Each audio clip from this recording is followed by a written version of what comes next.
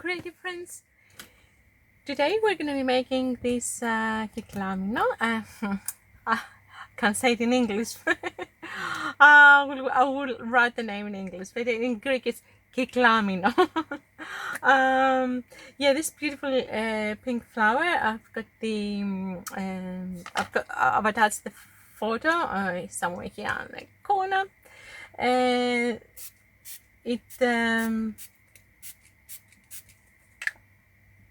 It was blossoming at one of my pots, and yeah, I took that photo. So I thought it's pretty colorful and very cute, and love it, and I thought that it would be a nice little tutorial.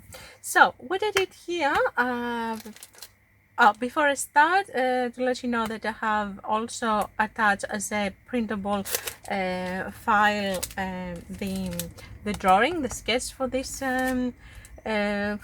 If you don't feel like to paint, that's fine, to draw, and you just feel like painting, so you can just go and print it, or you can print it and then do your own drawing, just to use it as a reference. It's up to you.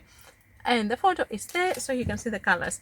The paper that I'm using is Strathmore 500 series hot press, 100% cotton, 5 by 7 inches. So that's pre-cut, and it's pretty standard for framing it. I hope it's going to come up good, so I will frame it with another two that I have in the same series.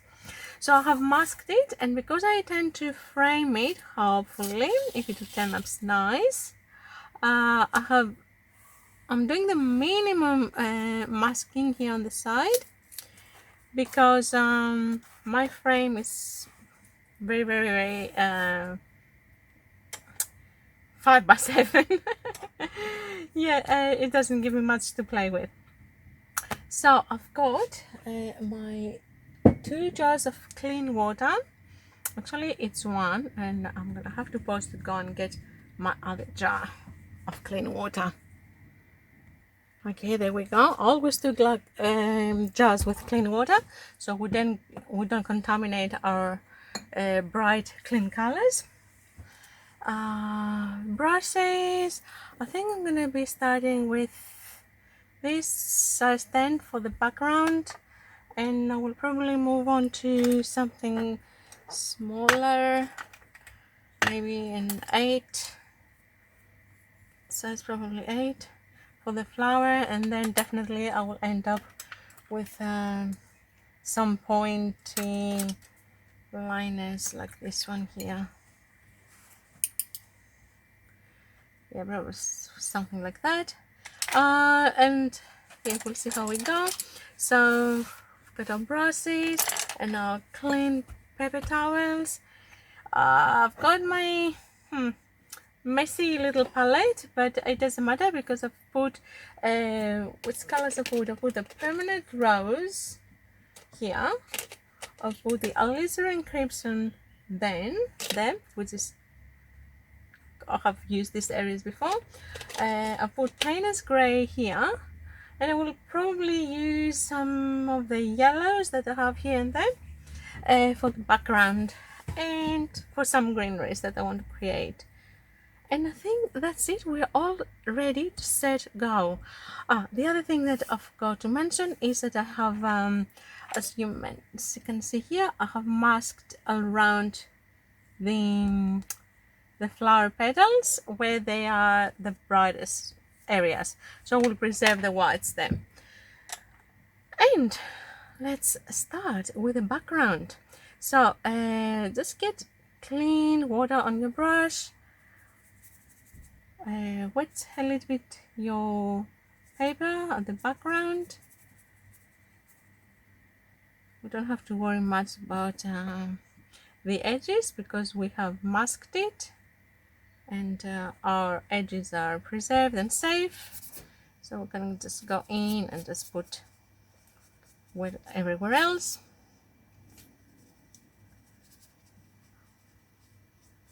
And once we do that, we'll start with some I want to keep a little bit darker. Yeah, I mean, you can do lots of different things with the background, but I will keep it in the Paynes Grey and yellows for me, because I wanted to match with two other flower paintings that I have, and I tend to frame them all together. I will show you at the end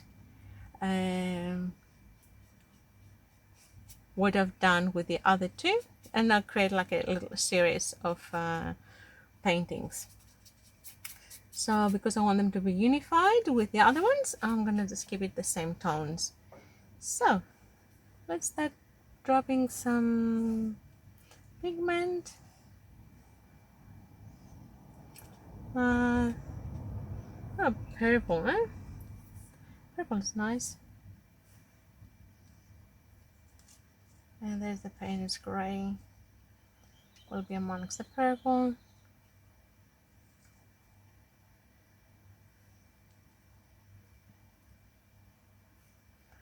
And at this point, I might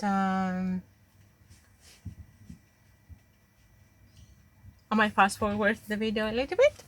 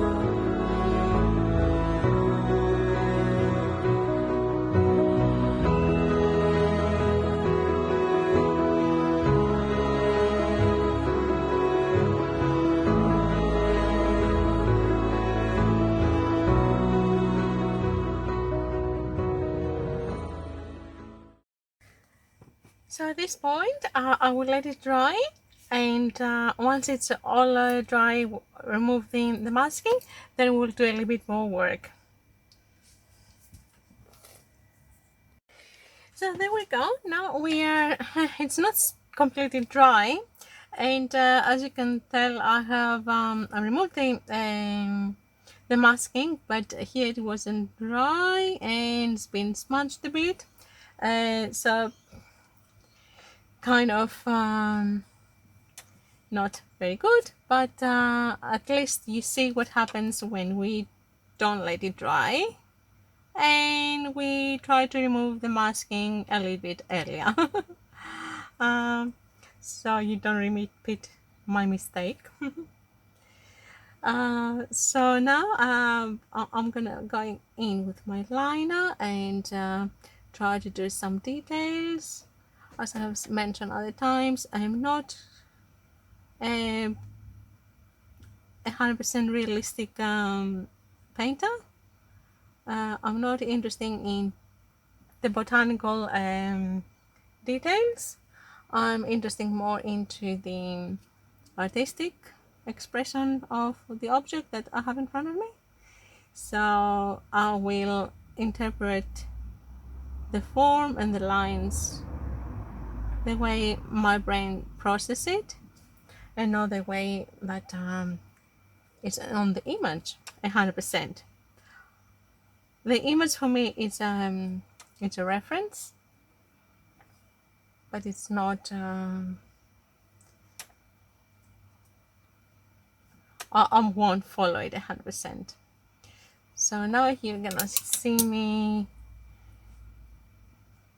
doing a little bit different things than what my image shows. And I will try to fix this mistake here. I might have to put a little bit of wash.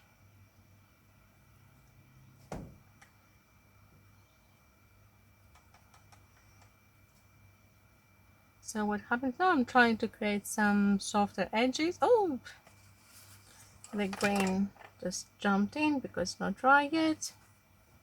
So that's why we need to be really careful.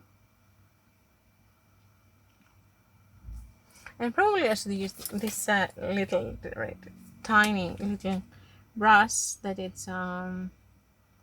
is synthetic. It is super small, and it's great to smudge my edges when I want soft edges without making too much, without disturbing the rest of the color. So I might make sure that I'm getting some soft edges.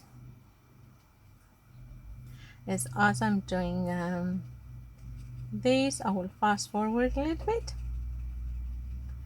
and then you will see me to try to do some rough details of the flowers.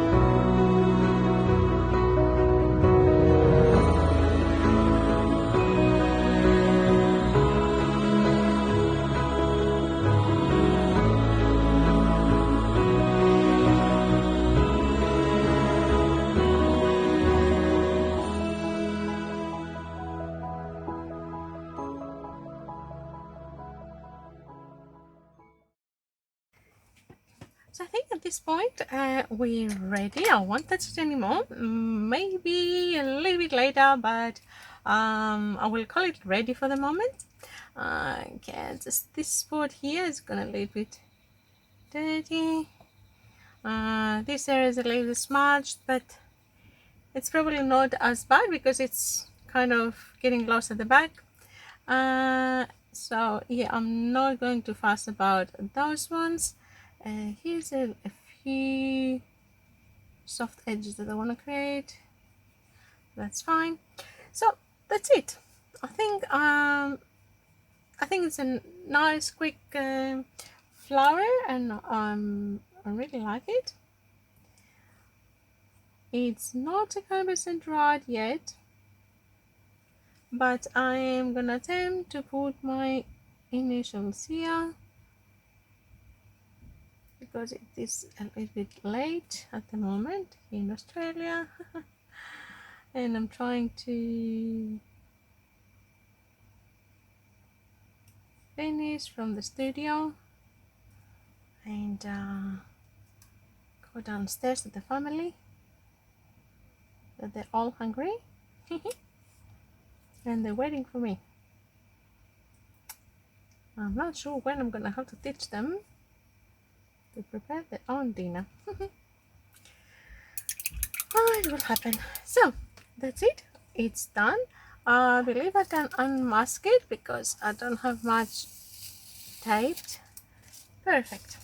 So the other thing I might do, I might going to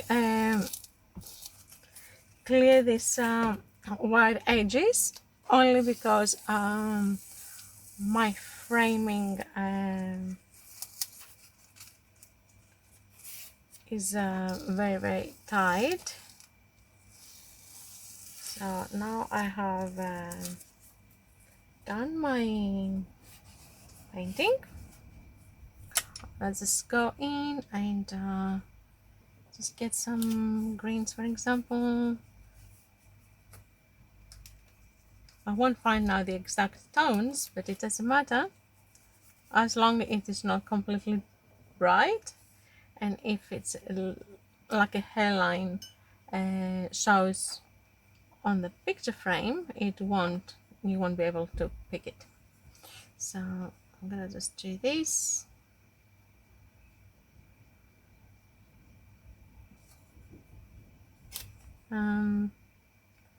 And that's it. I'm done. So I hope you enjoyed this little tutorial. So hope you learned something, and if you enjoyed it, please don't forget to like it, subscribe if you haven't.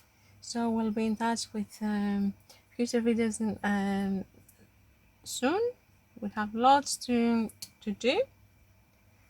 We'll probably I have promised some soft pastels this week, and I haven't done it yet. Hopefully it's gonna be the next few days. Now, if you're not interested in soft pastels, that's okay. Click the notification bell so you get notified every time I upload a video, and you see which medium I'm using. If it's the one that you're interested in, then you can come and watch it. If it's not, that's okay. Just ignore it and wait for the next one. Normally, mainly I'm doing watercolors, but you will see me doing some color pencils, some drawings, color theory. You will see me doing some soft pastels. I like soft pastels. So yeah, it's gonna be a little bit of mix and match. So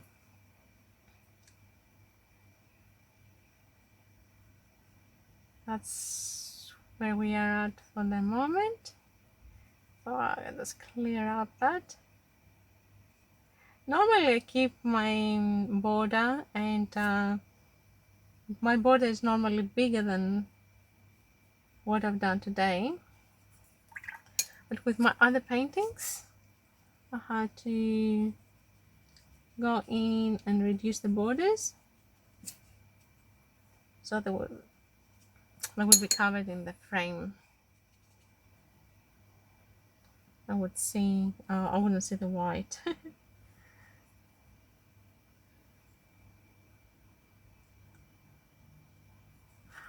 Okay, and there we go.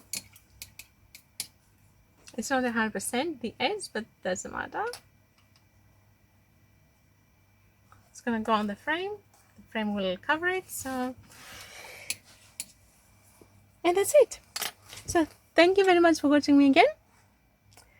And hope I will see you soon at my next video.